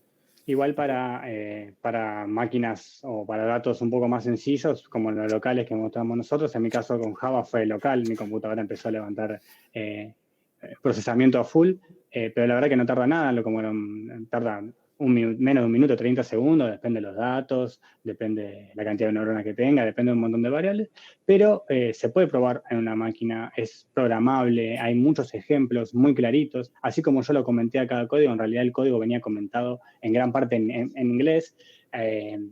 A lo que voy, se puede llegar a mucha información. Ya con todo lo que saben hoy, les puedo asegurar que van a empezar a leer cosas y no le va a parecer tan chino como arrancar tan de cero.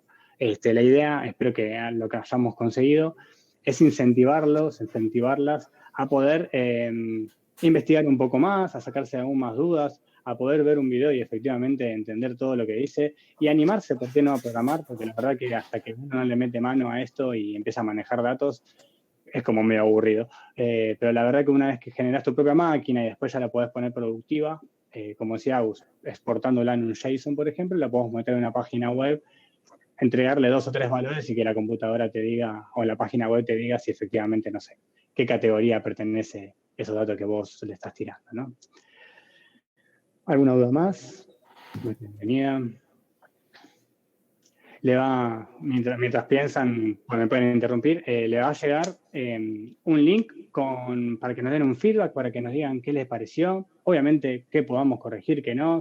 Aunque no parecemos, somos máquinas también que aprenden, tenemos una machine learning cada uno en nuestra cabeza, así que ustedes son nuestro back propagation. Sí. Ustedes son los responsables que nosotros ajustemos obviamente esta presentación o cualquier otra presentación que tengamos, así que bienvenido a cualquier crítica que nos quieran hacer. Y por supuesto, le va a llegar también un link con los recursos, tanto la PPT, voy a intentar subir también lo grabado, dependiendo cómo está, pero creo que tengo una versión bien grabada para poder pasarle el curso para que lo puedan compartir. Y unos links de utilidad y también los códigos de ejemplo para que puedan explorar. Quiero agregar algo. Por supuesto. Si a alguien no le llega, porque no de todos los que estamos acá ahora tengo los mails, porque a algunos les pasamos directamente el link, los invitamos a la sala directo, vinieron por diferentes lugares. Así que me pueden escribir ahí, yo dejé nuestro mail, capacitación@grupoesfera, me escriben ahí y yo se los paso. Perfecto. Yo igual acá tiro las redes, tiro las mías para que tengan nomás. Obviamente está la de Esfera, que ahora también me la vamos a tirar. Esfera, ok, en Instagram. Para que, si quieren preguntar algo por el estilo, le parece un poco... acá más preguntas, ¿no? Una consulta. Perdón, Juan, creo que no te había visto. Me perdí los primeros minutos. Está grabado este webinar. Yo tengo una versión grabada, así que espero poder compartirlo y que se vea bien, Daniel. Así que espero que lo puedas disfrutar en cualquier momento y por qué no compartir. TensorFlow. Estos links que les mostramos también van a estar compartidos. Muchas de nada. Yo tengo una consulta. Concreto, ya estamos. Estoy viendo si hay alguna pregunta, si quedó por acá. Le hicieron ver fácil. Bueno, muchísimas gracias a Nadia, que creo que ya se fue, pero muchas gracias. Ahí compartió en el Instagram de Esfera. Perfecto. Ahí está, Nadia. Bueno, muchas gracias. Muchas gracias. Encima entraste tempranito, así que ya nos bancaste desde el principio. Sí. Bien. Ferro, nos preguntan por aplicaciones en el mundo real del Machine Learning. Puedo contar un ejemplo, no mío, sino de un amigo que me pidió ayuda. Y no sé si vos tenés alguno. Comenta tuyo. Bien. ¿Todos de acá conocen la aplicación de Rappi? Más o menos por la cual uno pide comida. Bueno, vieron que todos, la gente, o sea, no sé si conocen medio cómo es el tema de la aplicación, pero uno se hace partner, tiene un negocio, se lo sube ahí y tiene que mandar fotos de la comida. Bueno, resulta que lo que tenían el problema de Rappi es cómo filtrar las fotos, porque la foto, para que se vea apetitosa, tiene que tener un ángulo específico y un montón de características para que la comida se vea bien. Entonces, ¿qué hacían los muchachos? Mandaban un fotógrafo. En un momento crecieron tanto que no les iba a ser tan rentable, entonces contrataron a una empresa que les haga con Machine Learning un filtro de fotos, de cámara de fotos. Entonces, ¿qué fue lo que sí, también. Entonces, comenzaron a entrenarla hasta tal punto que podía reconocer el ángulo de la foto, si una hamburguesa, por ejemplo, tenía lechuga, tomate o ese tipo de cuestiones. lo que usó mi amigo era básicamente, se bajó una red preentrenada que ya reconocía comida en lo general y la comenzó a entrenar en las características que a él le importaban, por ejemplo. Y ese es por ejemplo, puede ser un uso de caso real de Machine Learning. También se usa mucho hoy en día en cuarentena. En España, por ejemplo, y en Corea, que están todos con la mano en la cabeza, ¿cómo vamos a usar los datos de las personas para evaluar si se contagian o no? Usaron mucho Machine Learning en el medio para predecir el movimiento de las masas y así concentrar los lugares donde hacer testeos, por ejemplo, que ya no tienen hecho hace años ese modelo, pero ahí lo pueden usar en verdad, y Corea también, por ejemplo, usó Machine Learning en ese caso. También conozco otro caso de que se usa Machine Learning, por ejemplo, para el fraude de la bolsa. Con muchos datos, entrenaron básicamente a una Machine Learning para detectar fraudes bancarios, fraudes en acciones, mejor dicho, en acciones en la bolsa, y lo que sería Wall Street tiene un montón de Machine Learning y de bots que hacen compras y demás cuestiones millonarias, y hay toda una red de Machine Learning atrás verificando de que no están haciendo fraude y demás cuestiones que, de nuevo, esas, por ejemplo, son redes sin, ¿cómo es?